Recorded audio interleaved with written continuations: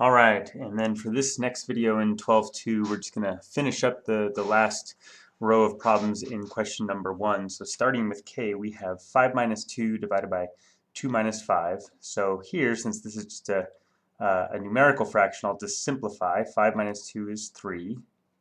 And then the denominator, 2 minus 5 is negative 3. And notice here, right, I'm getting a 3 and a 3. It's just that they have opposite signs, right? And when you divide a number by its opposite, like 3 divided by negative 3, you're just going to wind up getting a negative 1. When you divide here, I'd get a 1 from the 3 and a negative 1 from the negative 3. Okay, and since, again, opposite signs, you'll get an opposite 1. Now there's a more general pattern here I want to highlight that's going to be seen in the rest of these examples, and that is the following. Okay, up here, if I do something like 5 minus 2 versus 2 minus 5, okay, I'm getting two numbers that are equal but opposite of one another. As we set up here, when you divide them, you're just going to wind up getting negative 1 as a result.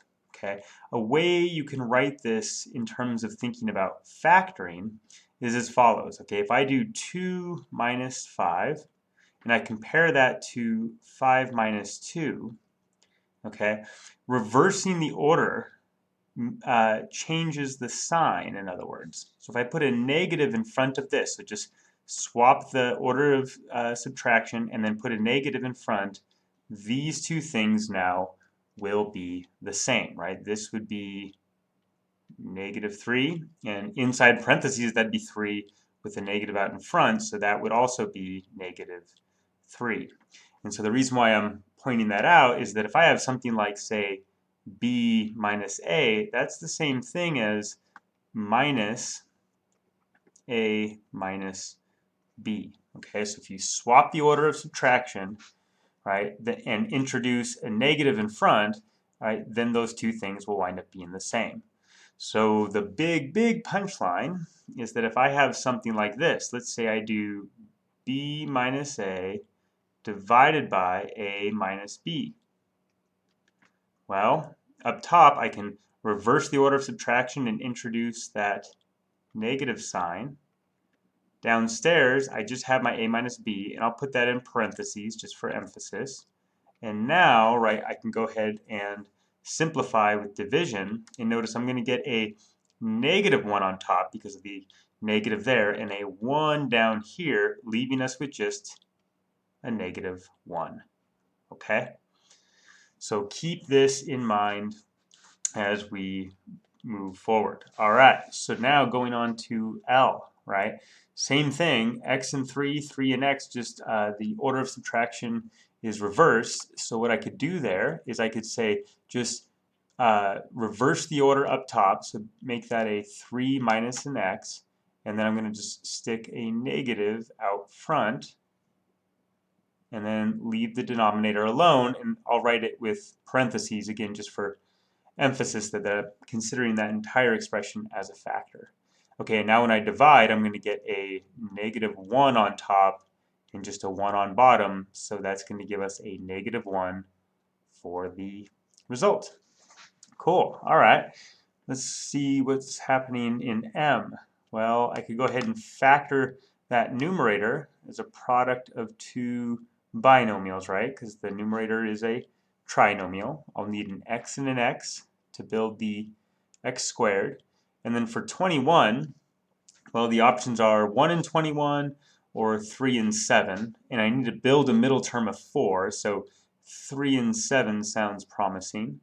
And to combine the 3 and 7 to get a positive 4, I'd want the 7 to be a positive and the 3 to be a negative.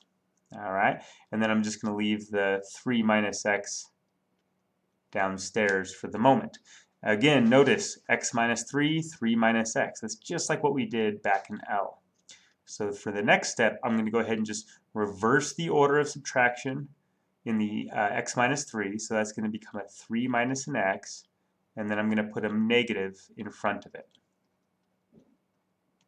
And then I'm just going to leave that denominator as is. That's just 3 minus x, and I'll put it in parentheses there for emphasis, and then go ahead and divide. So I'm going to get a -1 from this and a 1 from that, and then when all is said and done, on top I'm going to get a -1 times the quantity x plus 7. That's the same thing as saying the opposite of x plus 7.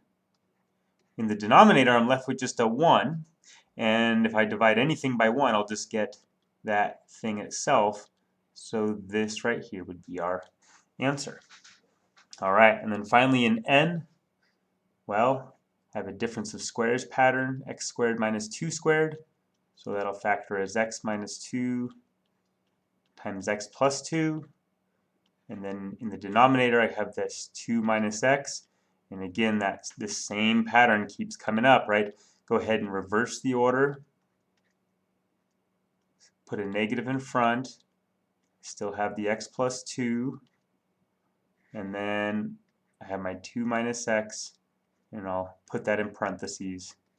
And then finally divide. Okay, so this is going to give us a -1 and a 1. And so, right here, I'll get rid of that division bar. I'm not going to need it. Just like in part M, I'm going to get a negative x plus 2. So negative x plus 2. All right, great. Well, that is going to do it for this video.